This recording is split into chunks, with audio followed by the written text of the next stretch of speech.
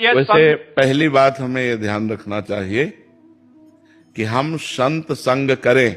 जैसे आप हमसे सत्संग किए, आप हमारी बात मानो और अपने घर जाओ और हमारी बात को अपने जीवन में उतारो तो तुम्हारा काम बन जाएगा।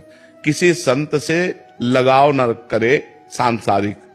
आप हमारे घर में आए, आपके घर हम बार बार जाएं, ये सिद्ध संतों में तो ठीक है कि जो भगवत प्राप्त संत हैं, भूल न दें कुमारक पाऊं।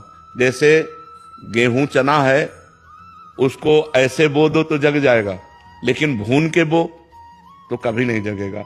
जो सिद्ध संत होते हैं वो भुने हुए अन्न के समान होते हैं, उनमें कभी विकार नहीं पाया जाएगा।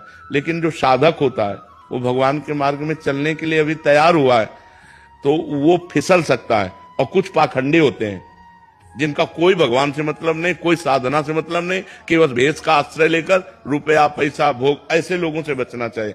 देखो, हम सबको इतना ज्ञान है कि एक दृष्टि में हमें पता चल जाएगा आप हमारी तरफ कैसे हेर रहे हो, पता चल जाएगा कि नहीं चल। खास करके माताओं में ये विशेष भगवान ने शक्ति रखी कि अगर पुरुष देख रहा है, आप एक बार देख लिए तो आपको पता चल जाएगा ये किस दृष्टि से देख रहा है। अगर हमको थोड़ी भी हरकत किसी साधु महात्मा में ऐसी दिखाई दे, छूने की चेष्टा, काम भरी दृष्टि से देखना, या इस तरह के उपदेश करना कि तन समर्पित कर दो, ये मतलब इस तरह के नौटंकी नाटक, वहां दोबारा नहीं जाना चाहिए। और अपने घर तो बुलाना नहीं चाहिए। घर तब बुलाओ किसी संत को जब 10-5 बार उसके यहां जाकर और उसके आचरण देख लिए, उसका व्यवहार देख लिया कि पवित्र व्यवहार है। अच्छा, थोड़ी देर के लिए हम पवित्रता का नाटक भी कर सकते हैं, इसीलिए कह रहे 10-5 बार जाके हम उससे देखा। और सही पूछो तो सच्चे संतों को फुर्सत कब है तुम्हारे घर जाने की? कब फुर्सत है? वो अपने भगवान के मार्ग में, भगवान के भजन में लगे। भगवान की सृष्टि है तो अच्छे हैं तो बुरे भी हैं, बुरे हैं तो अच्छे भी हैं। असली नोट है तो नकली भी नोट है, नकली है तो उसका असली भी है।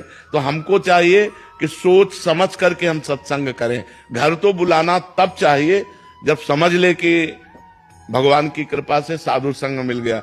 आप 1000 बार जब प्रार्थना करोगी ना, 1000 बार, तो वो हाँ कह दे तो सौभाग्य की बात है कि आपके घर उनके चरण पड़े। और जहां आपने कहा घर आओ, हाँ जाएंगे, कौन सा फोन नंबर है, समझ लो कि मतलब मामला कुछ गड़बड़ है, अभी मामला ठीक नहीं है। जब आप संत से कहोगे ना घर आ जाओ, तो उनको पहाड़ जैसा लगेगा कि यार अपना नियम छोड़ के, अपना भजन छोड़कर इनके।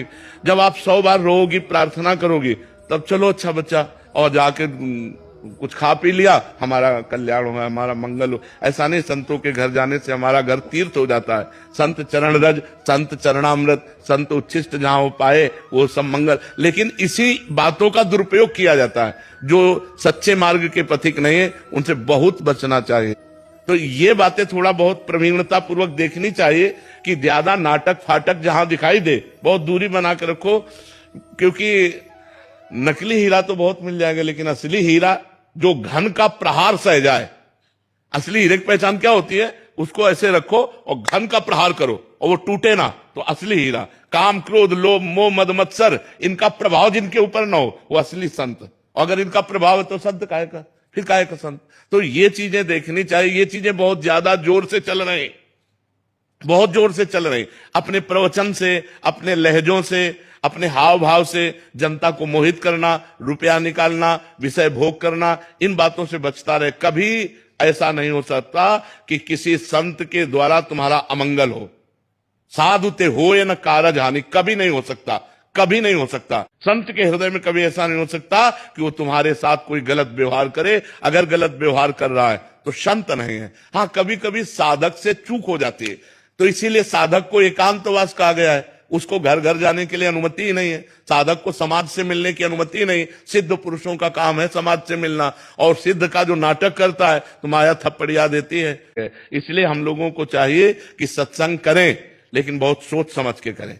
एक संत हमको मिले लाल कपड़े में, तो उस समय हम भिक्षावृत्ति करते थे। तो उन्होंने कहा आप कहाँ भोजन पाते? तो हमने कहा हम तो ब्रजवासियों के घर में मांग के पाते हैं। तो उनका हमको भी बता दीजिए वो घर जहां आप मांग के पाते हैं। तो एक गोसाई जी के घर बताया कि हाँ, एक यहाँ 3-4 घर बता दिए।